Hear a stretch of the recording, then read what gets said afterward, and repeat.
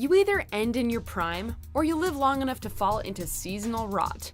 Welcome to Watch Mojo, and today, we're counting down our picks for the top 10 great cartoons that got bad over time.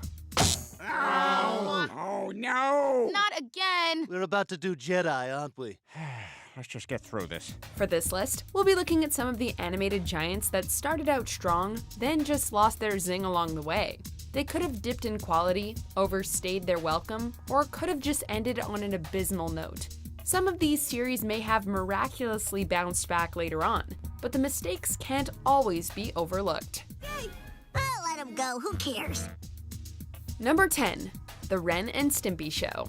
That's the most ridiculous thing I've ever heard. As one of the founding Nicktoons for Nickelodeon, the Ren and Stimpy Show managed to entice viewers both young and old with its absurd and risque humor. However, John Kricfalusi, the creator and voice of Ren, was fired after season 2 due to creative differences and controversy. Hey, what's happening to me? No. Billy West did his best taking over as Ren while also voicing Stimpy, but the show's writing wasn't as fortunate. While it tried to emulate the bizarre humor the original seasons had, the series had lost that certain edge that made it truly shine. We'll say this though, at least it knew when to restrain itself, unlike the horrendous adult party cartoon reboot. I don't know why I do these things to you. Number 9. Doug. 11:45 a.m. Trailed pork chop all morning. Listen to sappy music, mopes a lot. Among the first 3 Nicktoons, Doug brought something simple and unique to the network during its time, a quirky slice-of-life cartoon. After its Nickelodeon run ended, Disney bought the rights and produced a continuation series. While it did offer some welcome changes, like episodes centered on side characters, the bad outweighed the good in the viewer's eyes. You're fired. What? You heard me. Fired. Along with Billy West not returning to voice Doug and Roger, the new era suffered from drastic and unnecessary changes, wasted opportunities, poor characterization moments, and too much build-up to the cinematic flop. Though Disney offered so much for his show, even creator Jim Jinkins agrees that the Nickelodeon run was far superior. Now back to whatever it is you do. Number 8. Space Ghost Coast to Coast. Before we begin, I'd just like to point out to our viewers that although it may seem like the ghost planet behind me is really close, it's actually millions and millions of miles away. So don't worry, we're not going to run into it or anything. In the 60s, Space Ghost was an animated crime fighter with superpowers who vanished supervillains. This 90s Cartoon Network reboot had good intentions when it decided to bring back Hanna-Barbera's intergalactic superhero as the host of an adult parody talk show. With an animated host and characters but live-action celebrity guests, its comedy was subtle but funny. Earlier seasons kept things interesting by straying from the typical talk show formula. We're all eating chemicals. Yes, they help me do my job. And what do you do? I fly and save planets from peril. Later seasons tended more towards spoofs, absurd humor, and surrealism. That is, until the money dried up and the AOL-Time Warner merger changed things. Despite a move to Adult Swim, the series never seemed able to be as free or as weird as it was in the good old days. Where you learn that? Batman Fantasy Camp? I never went there. Hey, Zorak, get out the diary.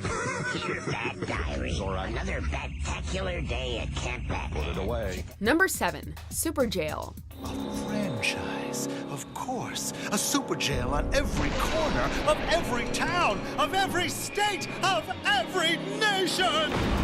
One of Adult Swim's most unique programs offered a demented sense of whimsy. While light on the story, it guaranteed a generous amount of gruesome violence and crazy expressive animation. Around season 2, the madness began to slow down. The violence, while still present, was toned down slightly. Most of the characters were given backstories all of a sudden, and they tried to include story arcs that didn't amount to much.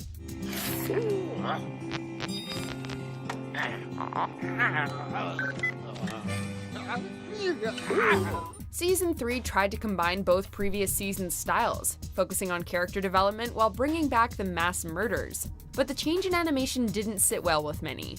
Not every cartoon needs to have depth. Sometimes we just want a fast, simple bloodbath. Number 6. Teen Titans. Beast Boy, I'm not going back. I can't. What? Why can't you? Because she's not your friend. She's my apprentice. The original Teen Titans series remains one of Cartoon Network's biggest milestones, perfectly blending action and character development with comedy. However, Season 3 suffered due to low ratings and a weak story arc. Season 4's story arc kicked things up a huge notch, which unfortunately left Season 5 feeling underwhelming. While it was still enjoyable, the finale, Things Change, left so many cliffhangers that would never be answered. Not even in the epilogue movie. Sometimes you want to see something that isn't there. The ultimate nail in the coffin was how, instead of producing a 6th season to resolve said cliffhangers, Cartoon Network would instead greenlight a comedic reboot of the Titans, which would become the bane of any hardcore fan's existence. That's how it ends? And there is no 6th season to resolve the plots hanging from the cliff? You ended that show? You monster. Number 5. Family Guy. Aren't you a little young to be traveling alone? Aren't you a little old to be wearing braces?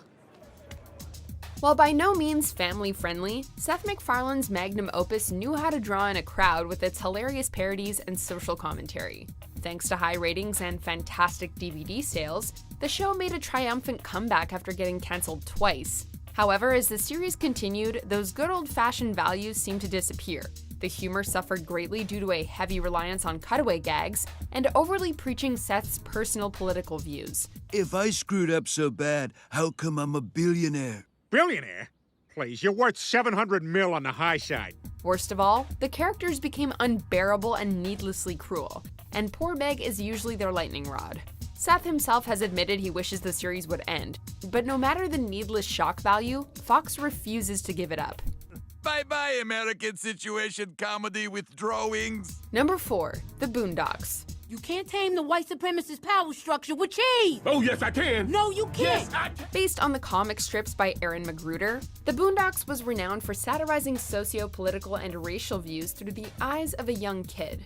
4 years after the Season 3 finale, a 4th season was produced without Magruder's involvement. This ended up being a costly mistake. That's it. Now we really are doomed. You know he's only gonna make it worse, right? A show once full of hard, thought-provoking messages was reduced to using forced humor with no real insight, stealing the focus away from Huey, and sucking away most of the other characters' depth.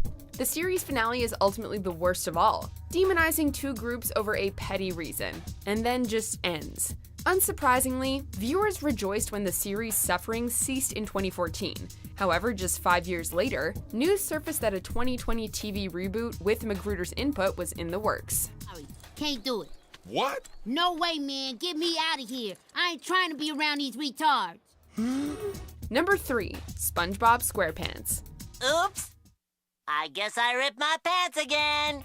The little square dude won the hearts of both kids and adults with his likable personality and entertaining stories. The 2004 feature film could have seen the series end on a high note, but Nickelodeon had other plans. Though Steven Hillenburg left production, the show pressed on, for better or worse.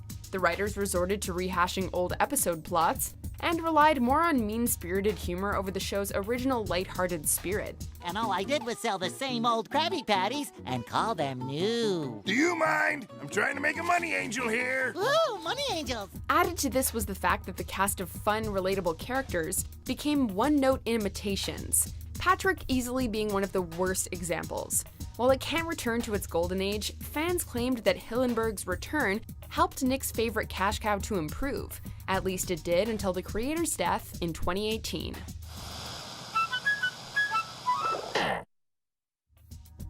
Number 2. The Fairly OddParents. Where'd you get all this stuff? Internet? Inheritance? I inherited the internet. In its golden days, Butch Hartman's crowned creation followed the zany adventures of an average kid and his fairy godparents. It originally ended in 2006, but Nickelodeon ordered another season, and then things turned ugly. We're on it. Doesn't anyone say goodbye anymore? From then on, the characters became less relatable and charming, not to mention the constant addition of bland main characters growing tiresome. Worst of all, the once witty and silly writing that often knew how to work in a moral was downgraded to cheap pop culture jokes and potty humor, usually going against this series' original continuity and mythos. During its 10th season, the show introduced a new character while removing others, changed from traditional to Flash animation, and moved to Nicktoons. but that season was ultimately its last. Chloe's making the rest of us look like losers. I am not a fan, and believe me, no one else is either.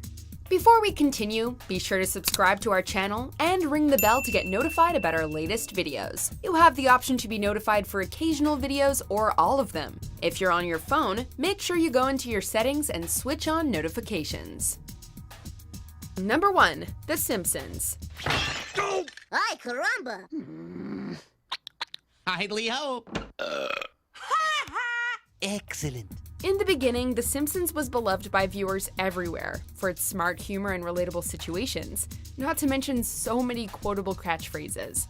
There are still debates about when the series' seasonal rot began after over 2 decades on the air, but as time moved forward, fans began to notice a dip in the show's quality. What I did was wrong, but I'd do it again. The stories began to feel less real, the celebrity appearances became more frivolous than meaningful, and the humor became less intelligent, often bordering towards mean-spirited or sucking the charm out of once identifiable characters. On top of it, they're often reduced to rehashing old plots, further proving that the family really has done it all, except finally end.